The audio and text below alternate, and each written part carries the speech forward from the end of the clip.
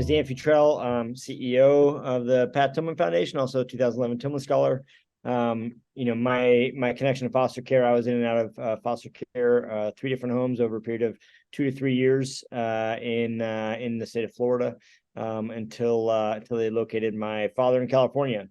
This month is National Foster Care Month, and that recognizes the role that important people play from all parts of child welfare play in supporting children, youth, and families. There are almost 400,000 children and youth in the foster care system, and they have a wide breadth of experiences that don't get talked about a lot. And the foster care system is a system where some people can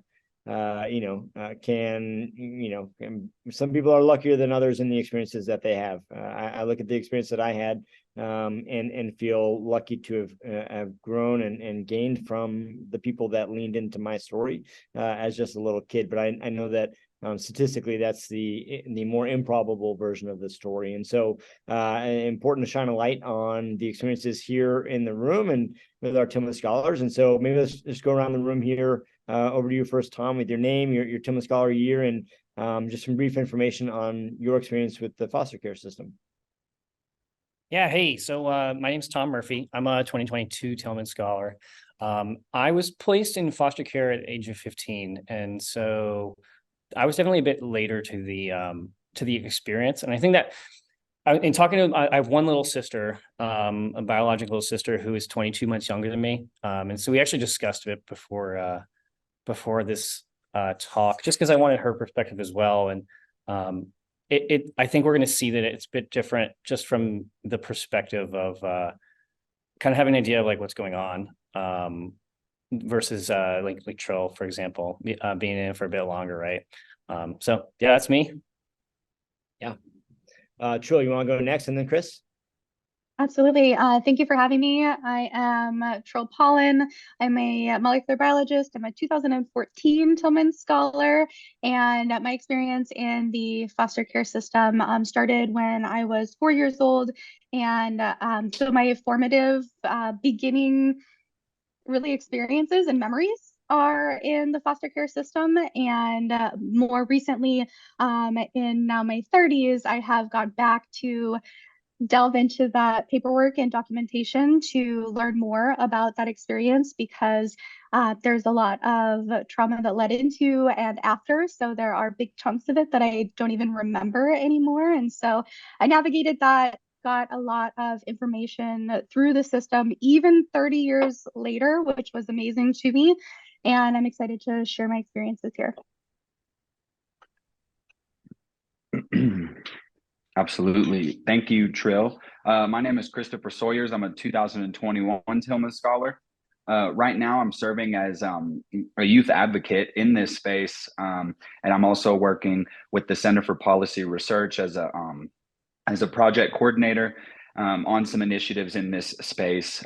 My experiences with the foster care system, they're wide, and it's multi-state. So it started in Southern California, where my mother was incarcerated for all kinds of stuff, but that's where I did my first stretch, as I would like to say. There were a few homes, so I think about 3 homes in California, and then after she got custody back of me, she actually was incarcerated again, and then I got sent to southeastern Kentucky, where I would spend the remainder of my adolescence until I was about 15 in the foster care system. And there was a couple residential treatment facilities mixed in there when I didn't have anywhere to go and stuff like that. And so, yeah, I have quite extensive experience in these systems. And yeah, like everyone says, the experiences can differ. And so I think that just bringing awareness to all the situations that, people go through when they're, treated with these systems, I think it's very important. So thank you for having me, and I'm happy to be here. Yeah, well, thank you for that, Chris. One of the things that I think a lot of people that haven't interacted closely with the foster care system don't understand is that we, the public, the American people, are effectively playing the role of collective parent for children who are in the system. That one interesting note that may play throughout this discussion, Chris, you talk about bouncing around between homes. There's a symbol of a plastic trash bag that often is kind of a symbol of foster care. And when it's your time to move, all of your clothes go into that trash bag, and then you just take it to the next house. And so it's powerful, and that transitional piece is very important. Tom, I'm gonna come to you first with our first question here. Through your experiences in the foster care system, I'm curious to hear, what challenges did you see that need to be addressed to make the system more equitable for children who enter care? And Tom, we'll start with you, but then we'll bounce around a little bit here. What do you think? Yeah, so as I think about this problem, there are a couple of things that I wanted to highlight that I did have access to that were awesome, right? While I was in the system, I always had housing. I always had relative food security, be that through different mechanisms, included like school subsidized lunches or the funding that the state provided. I had access to a classic like K-12 public education. My state was nice enough to not move me between school systems as I moved through the different families. I know I'm very lucky for that. And then the other thing is you had access to in-state tuition to a public university in my state. It ended up being a little weird because I and my little sister as well, I went to out-of-state public school or public university, and my little sister went to out-of-state private university. And so that ended up being a little bit more complicated. And we were not both fully funded there, but it was still substantial. So moving from what we did have to address like some of the issues and shortcomings of the systems, if I had to sum it up, it's basically all of the non-brick and mortar resources that the other kids had access to. And so I would break that down into, there's pretty much altogether a lack of any structured mentorship in the program. And that's something I really, really like about Pat Tillman Foundation as well. I got asked in the interview, they're like, what is this to you? And that to me is like, first and foremost is a mentorship group, something that, I didn't get through the system. There's a lack of support for several things, including like mental health.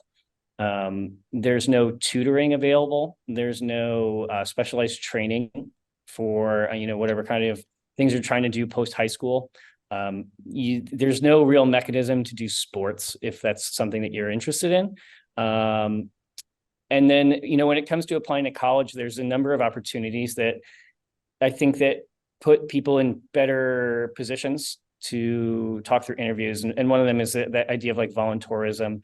And I was actually just talking with Dave Prakash about this, but like, in an interview telling the story of like, I helped in a hospital in XYZ impoverished country is a lot more compelling of a story than, I worked in a fast food restaurant to be able to afford a backpack to go to school. And the unfortunate reality is that like, that might be how it is for foster care or for foster students. When it came to advanced education, like post bachelor's degree, the funding becomes extremely difficult as well.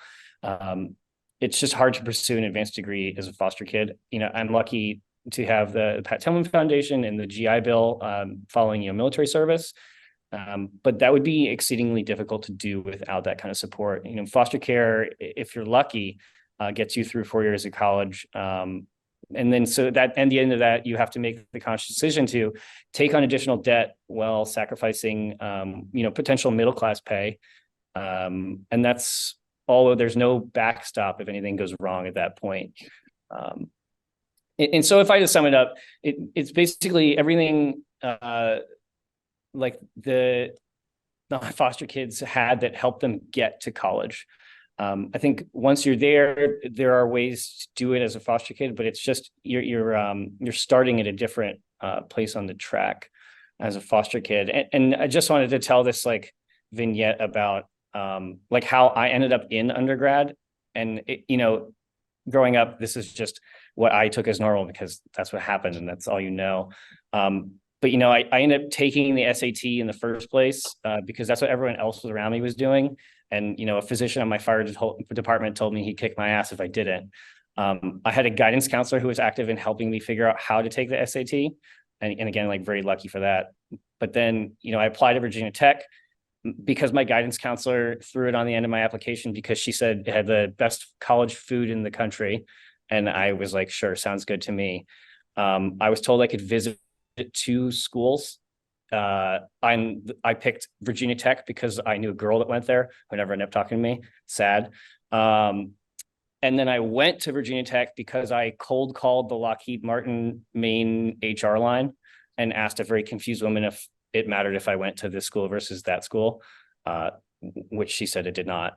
And so that's like a funny story now, but I just don't think that's sustainable, nor is it scalable, or is it really appropriate in any way to be taking care of kids in the system? Yeah, Tom, thank you so much for so many different parts of that story. Your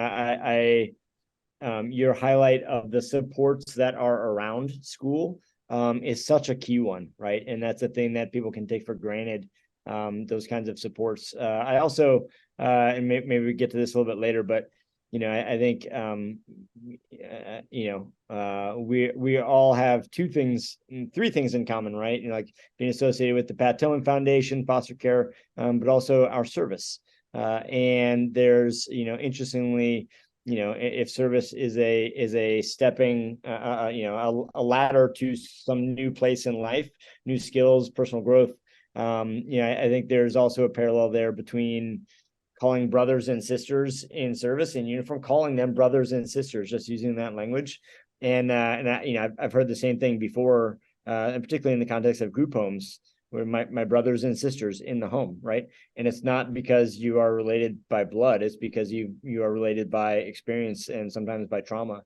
And that's those bonds can be powerful and really good bonds too, right? So I don't know, Chris or Trill, anything to add around kind of the challenges you see that need to be addressed to make the system more equitable? Yeah, I can speak to that.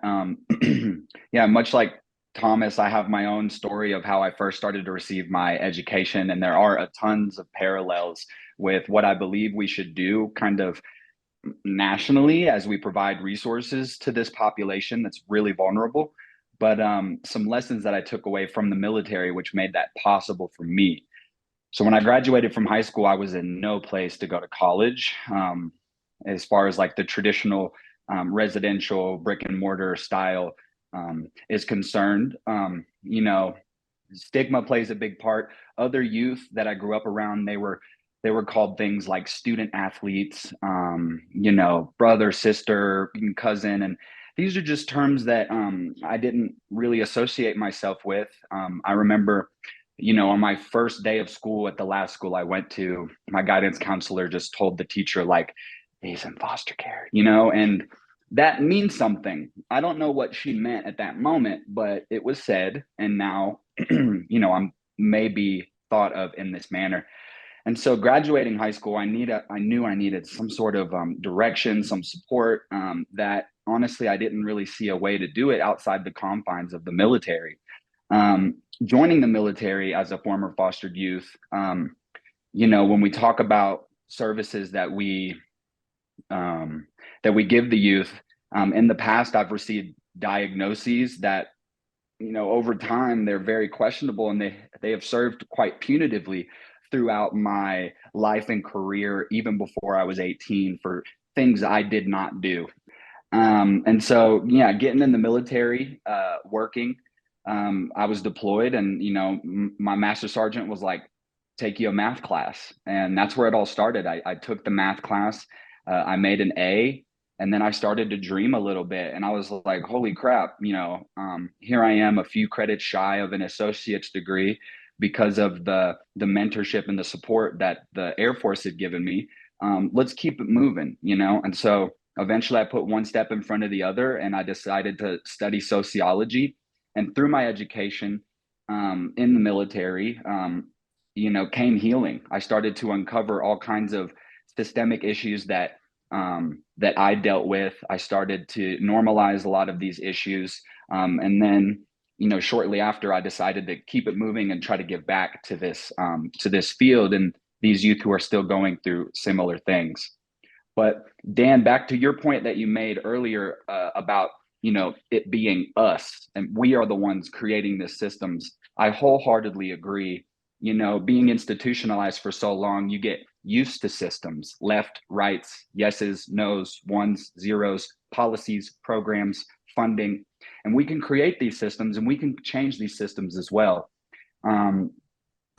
I've had the opportunity to get a peek into some solutions that they're doing here in Colorado, specifically the summative evaluation for the pathways to success. So this, it's a study. It's not evidence-based yet, but we're in the summative evaluation, and we're trying to compare the data for the outcomes with this intervention versus a comparison group that is running business as usual, Chafee services, foster care services. And so they're left alone, and we're running this new program, which honestly, the intervention itself is coach-like engagement. And so this is something, coactive coaching model. I'm sure there's people talking about it at the Pat Tillman Leadership Institute and stuff like that.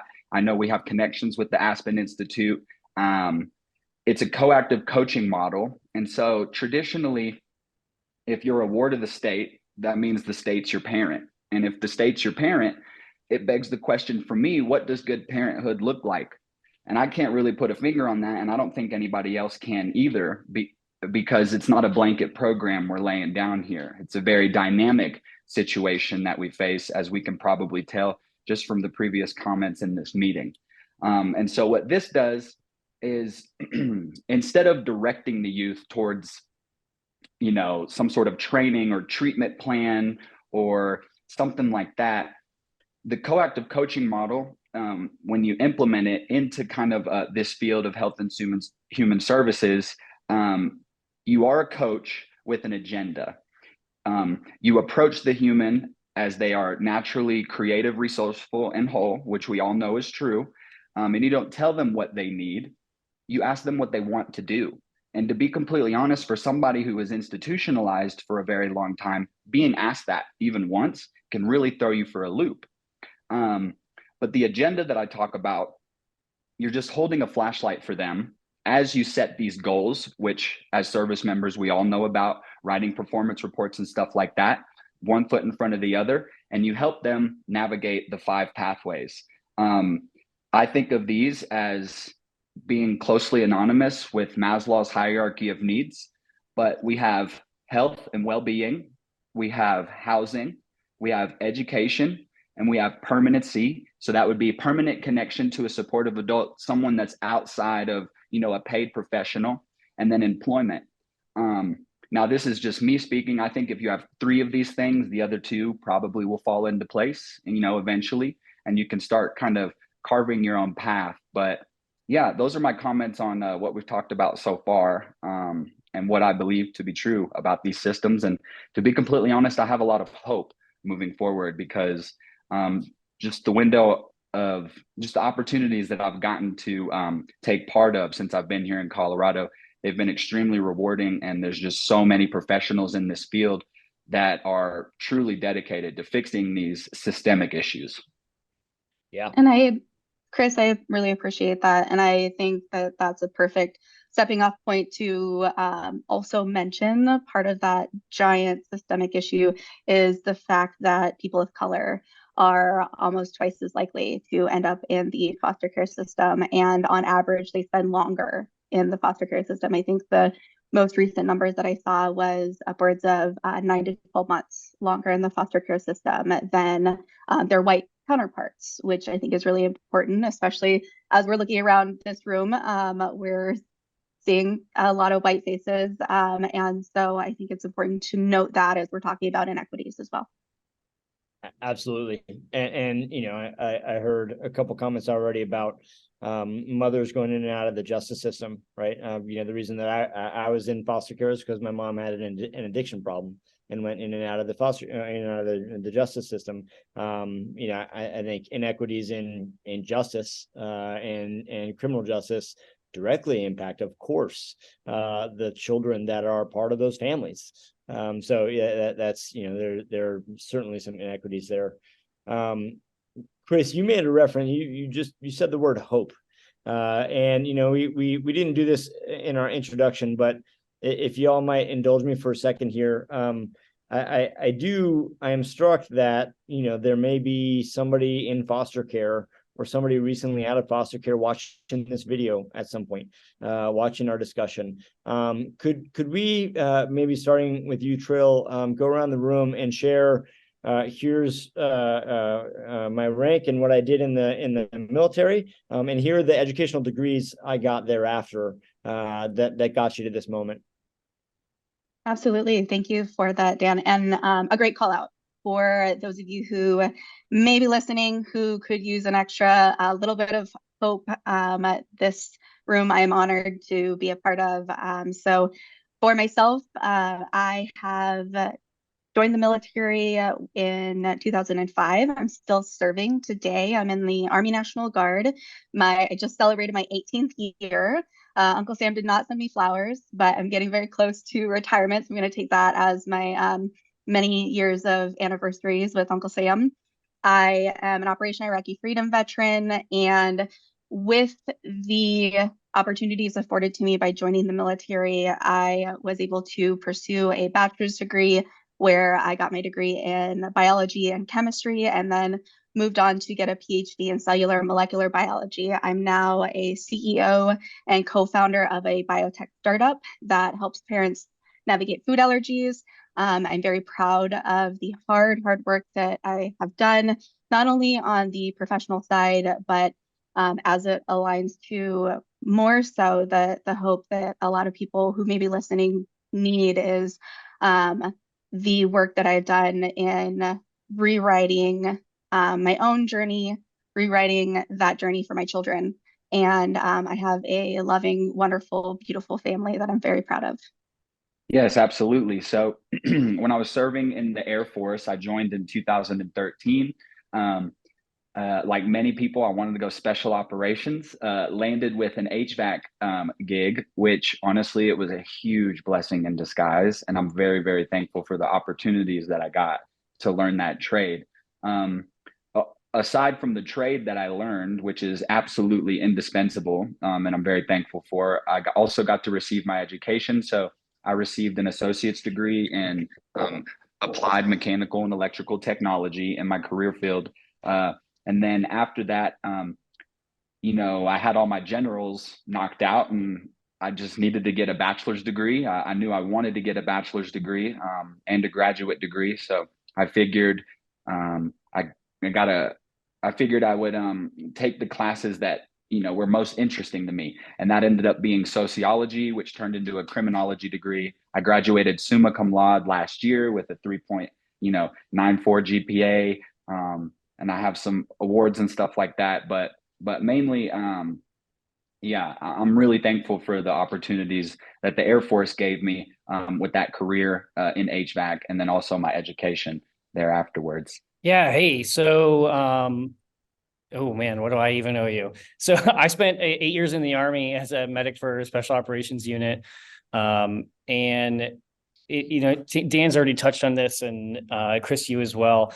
Something that I thought was, you know, really hit me hard when I was younger in high school is, you know, I had this one moment where one of the guidance counselors spoke to one of my teachers and told them that I had been in foster care right before we graduated. And, you know, they had said, "Oh, wow, I had no idea." And I was like, wow, that in and of itself was in like a grateful honor. And I think back on that, and that's kind of strange that I felt that way, that it needed to be a thing you kind of hid.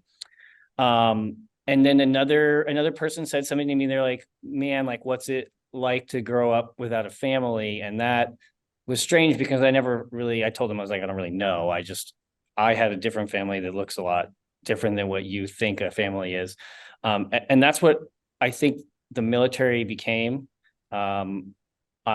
I found that to be super important. You're talking about our brothers and sisters.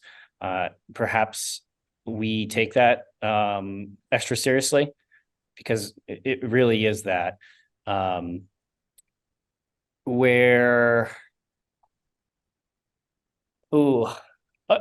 so as I, you know, look back and thought about how foster kids are at this disadvantage, in pursuing higher education.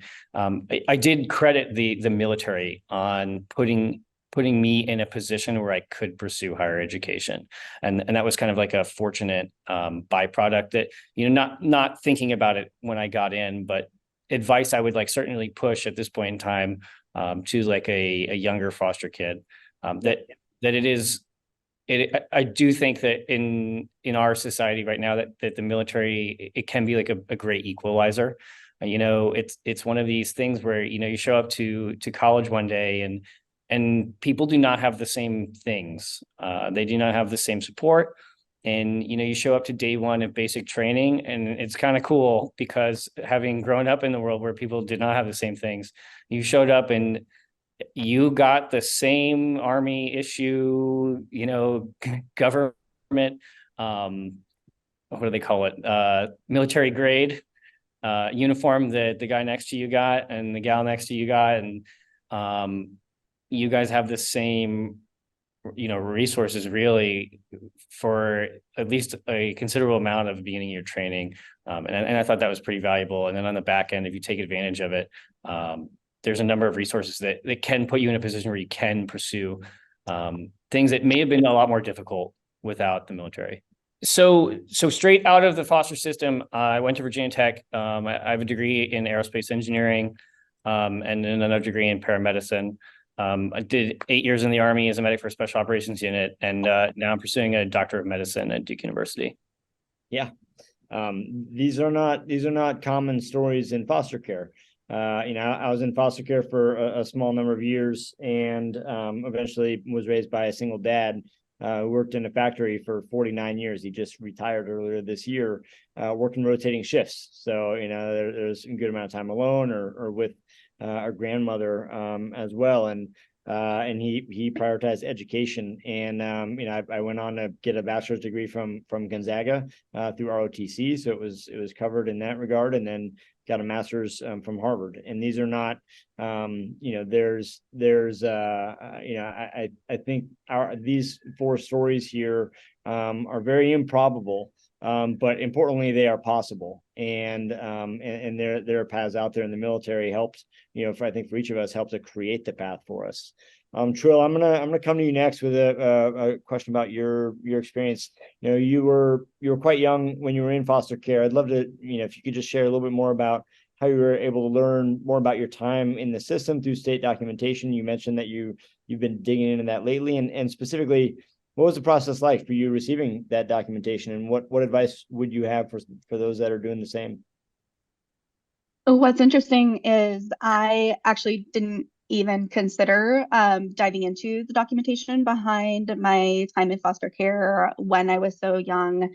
Like I said, it started when I was 4. It went for, I'm actually until recently was very unsure about the amount of time. I just knew I was in several different foster homes. I remembered, a few names, or I had core memories of my time in foster care. And when I was starting this process of working through the trauma that led to the foster care and post foster care, I heard a TikTok, quite frankly, a creator who was doing similar and said, yeah, I'm looking at this documentation. I reached out to such and such State Department of Human Services. This is the process I went through. And so I started that process for myself, and I went through the foster care system in the state of Oregon. And so I reached out to the Oregon Department of Human Services. And so it was November of last year, the very beginning of November of last year, that I started the process to request the documentation from my time in foster care in the state of Oregon. And the timeline, I was a little bit surprised. I was all online. I put in this request. It felt very surreal at, 30 years later to be like, what can you tell me about myself? And then I got a phone call, and it was several weeks later. So I was not expecting to get a phone call. And it was this very kind woman who basically said, what are you hoping to get? She literally asked me, like, what are you hoping to get from this documentation? And I was like, closure, information, just knowledge, I guess. And we talked a little bit more about like timeline and some of those things. And she said, okay, well, we're working on your file and we'll be back to you soon. And I heard back from them the day after Christmas. And so it was a little under 2 months in total. And they sent me all of the documentation that they could get a hand on, basically. And so it was Xerox copies of like these very, very old documentation. So everything from medical documents to child services documentation, evaluations, things of that accord.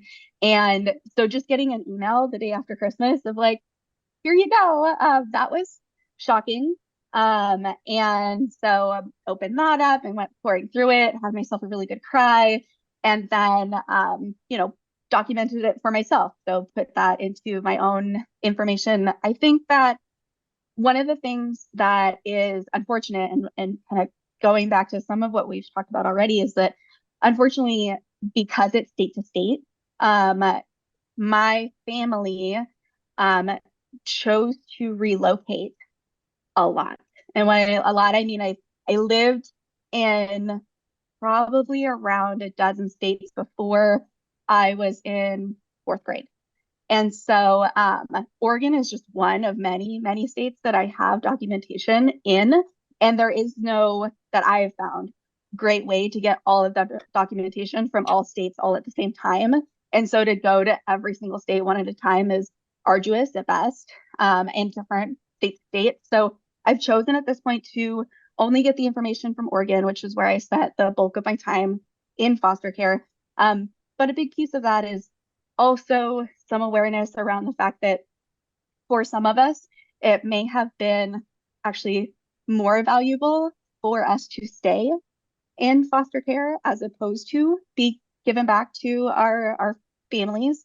And then the allowing of relocation continuously to evade child welfare and child services is something that can absolutely be used against the child that we're talking about. In this case, it was me. So, and that's documented too. That's documented in the paperwork from these individuals. And that's kind of heart-wrenching too. You actually are reading what kind of some of their feelings about your case.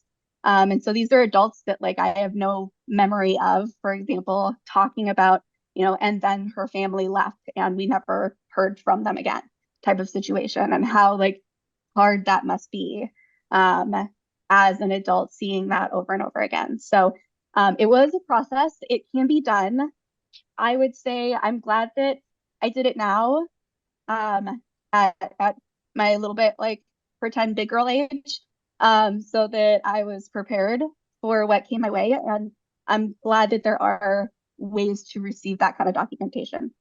Yeah, I appreciate that. It's a couple years ago, I had a guardian ad litem who was instrumental in locating my dad. There was a time when I had been placed with my maternal grandmother in San Diego, and my mother kidnapped me from that house, and I was missing. Coincidentally, for our foundation, I was located in Tempe, Arizona, and they found me there. But the guardian ad litem passed away recently at the beginning of the pandemic. But she apparently had a good deal of documentation on my case, and there was some details where I never got the documents, and so hearing you talk about that, I'm actually like super interested. You might inspire me here to go learn more about my own past, which is interesting. Chris, I'm curious to come to you a little bit. You spoke a little bit earlier about the coaching model, but maybe just to go a little bit further down that road, with your work as a project coordinator at the Center of Policy Research, I'd love to hear from you just different models that you've seen that provide the best care for older youth that are aging out of foster care, and that, for those who are watching this who might not be as familiar with the terminology here. Aging out is when you are in foster care at the age of 18 and you are an adult. You are no longer, taken care of by the state, and you are in many cases just kind of set out onto the world without a lot of structure. And if you think about a lot of the 18-year-olds out in the world, a common path is going to college, or sometimes they'll go out and and get jobs and have a family around them. For foster youth, they often have nothing. They don't have those supports to continue on that next chapter of life. And so that's aging out is a really key inflection point on the journey, and it's a continuation of foster care, if you will, of that experience, if not that support. But Chris, I'm curious to hear more about the different models that you've seen through your work. Yes, absolutely. So mainly the model which I spoke of earlier, the pathways model, which that's the one I'm most passionate about. I I was serving over there in Japan, and as I was about to graduate with my bachelor's degree, I asked my department to do an independent study. And so it was 3 or 4 classes. I think I got around 12 credits for just this long time of independent study, and it was about the foster care system. And I was searching for evidence-based programs that serve transition-aged youth. So my heart lies in older youth who could really benefit from receiving whether that's personal mentorship or professional mentorship. And so, yeah, I started searching, and there wasn't that many programs. There wasn't too much I could argue with my professors about. There wasn't a lot of stuff I could read about. There wasn't a lot of answers. There's not a lot of evidence for this field. And so first and foremost, I think building evidence is huge. And, there's companies all over the United States building evidence for all kinds of initiatives. I think that this would be a good initiative to build evidence on. And so just from the Pathways program, from the Pathways program, it's youth-led, it's youth-driven, and it's also a voluntary program as well. And so I remember there's been times throughout my lived experience in these systems where, I'm having a conversation with a professional, and, they'll be like, yeah, I know me and you trust each other, but, I got to take you to court, or I got to have you pee in this cup, or you're not allowed to jump on this trampoline because the government doesn't have liability. And so I know it sounds ridiculous to mention, not being allowed to jump on a trampoline because of government liability, but I wish we would all just take a step back and maybe think about how traumatic that might be when one kid out of 7 kids is not allowed to jump on a trampoline or stay at a friend's house. And so, yeah, I'm all about evidence.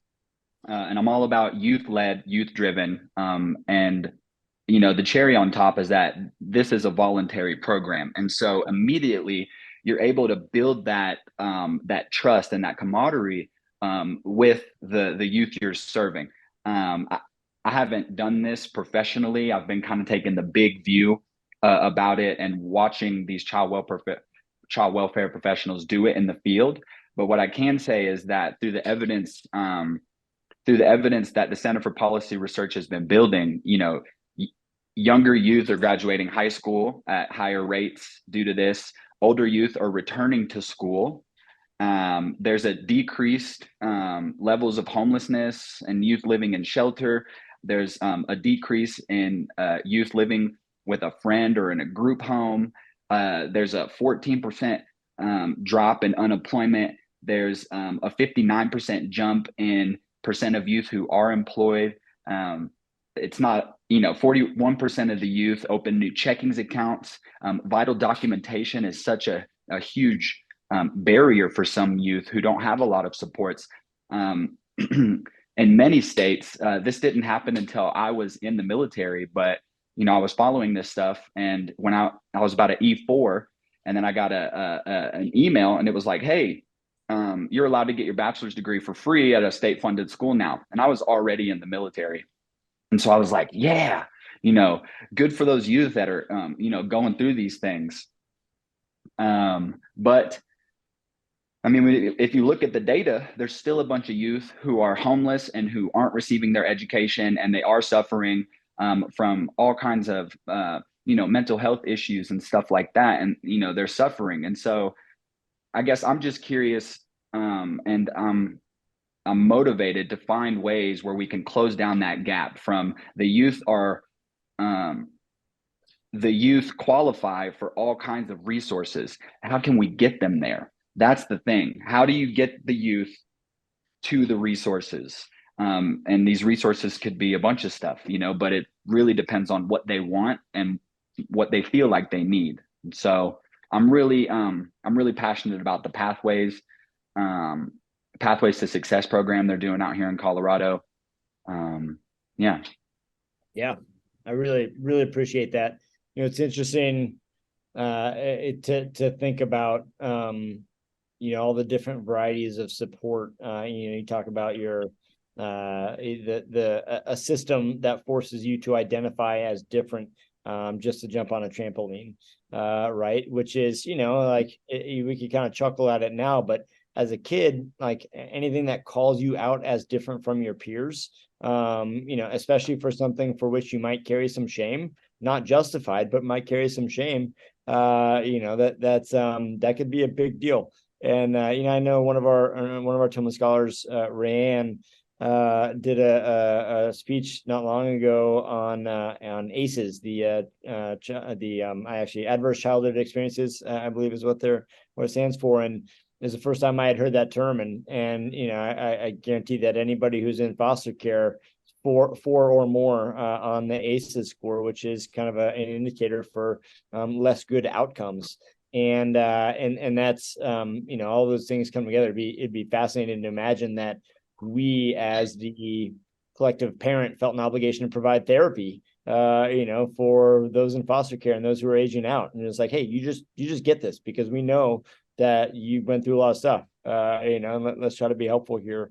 We're running short on time here, so I've got another kind of planned question here. I am, you know, maybe if this is relevant to your answer, you know, in all the things that we do, whether it be in the military or foster care or other things in our life that could be traumatic, you know, I'm struck by how much those things, you know, how they can kind of act as a parachute on us as we're trying to run forward through life.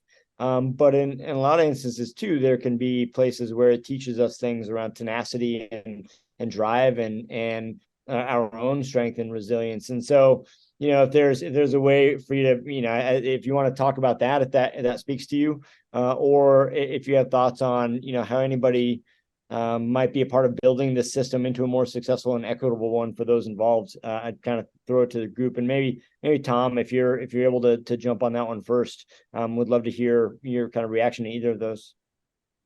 Yeah, so this is something I you know, thought about a lot as I got older and trying to find the meaning and goodness in things. And I'm glad you brought it up because it doesn't have to all be bad, right? And one of the things with me was the expectation from the foster system was truthfully so low. It was pretty much don't get arrested and please try to graduate high school. That after I got that, I felt like I was on bonus time in life. And so then everything else after that, it was like, well, let's see if this will work out. And as I get a little older, I think that's put me in a position to do some stuff that I think other people would be afraid to do. You know, I worked very, very briefly as an engineer and I did not like it. And I did not like it. So I left and enlisted in the Army.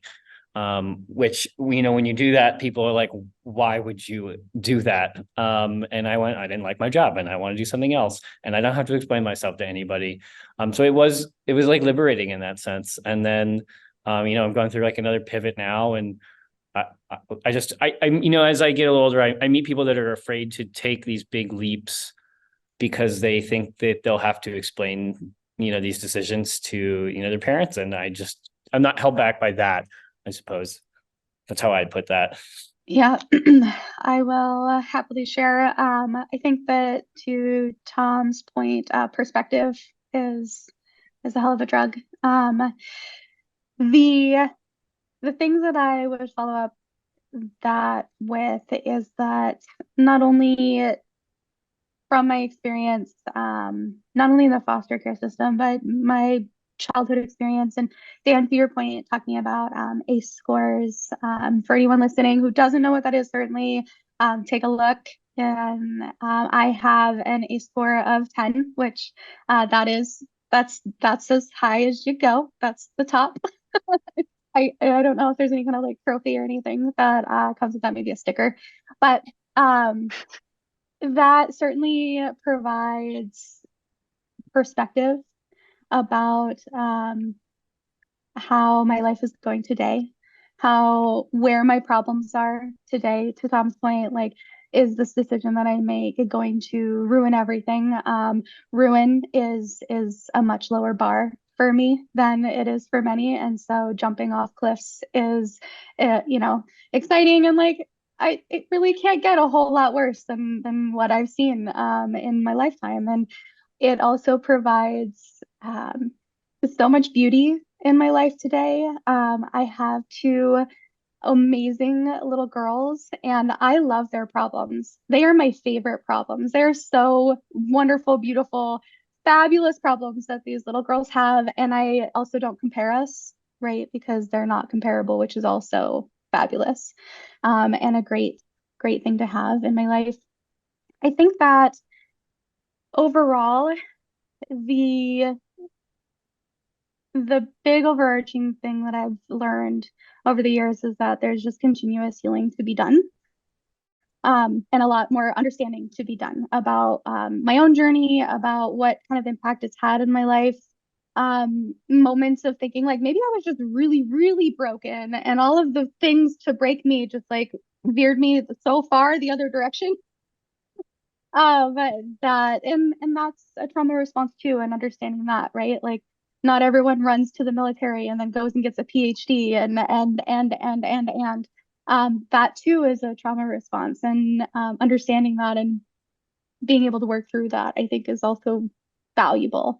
So all to say that I appreciate being able to have these kind of conversations with others who have had similar experiences to myself. And I hope that anyone who is listening not only can see the value to those who have been a part of the foster care system, but also the value of being an advocate and being a foster care family, or like Chris, who's doing the work in the trenches with the systemic issues that we're experiencing in the system. Yes, I'm actually starting to learn that more and more each day. I seem to forget that trauma, yeah, it does resurface. But, luckily, I've tried to see the positives in my own experiences as well. I remember when I was in basic training, you have cats from all over the country, sometimes all over the world. And they looked at me and they're like, "Sawyers, are you laughing?" And I'm like, "I'm having a good time, genuinely. Like, we just fold laundry for 4 hours a day. You know what I mean? Like, what's the big deal?" And I was keenly aware that I was one of few people in that mental state. I was built for it, if that makes sense. Going back to my first deployment, yeah, I was eating lunch and I was really tired after a 12-hour shift. And I looked up and I was like, man, everyone's wearing uniforms. Everyone's tired. They're looking down. I was like, this kind of seems like juvie, and I was comfortable there and I was happy. And those were some of the greatest moments of my life. But, it does define my experience as a human being, just because, that's the way life works. So I would say, yeah, in many ways, I benefited from the system and these bumps and bruises, and they've propelled me forward. But also, it is very important to keep in mind that, yeah, trauma can resurface. And luckily, for me, I've learned lessons in the past that can really keep me grounded. I know things not to do, because these are lessons that I've learned either through myself or through adults in my life who failed me, whether they were professional or family or, teachers or whatever. I learn more and more each day the type of person I want to be, just by thinking about the type of person, that I was. So, Yep. Yeah. So, yeah. Yep. I appreciate all of you. I think, our stories, everybody's story is unique, and there's always somebody who had it worse than us, right? And there's always somebody that had it better than us, and that's always going to be true. I also acknowledge that, all three of you don't need to identify as somebody who went through foster care, and you choose to kind of, jump on a call here and represent a path that, though less likely, is still important to show. And in whatever ways that we are working on making that system better and making people more aware of a system that we all have responsibility for. I appreciate all three of you. Thank you so much for your time today. And I'm proud to be Tillman Scholars with you. Thanks.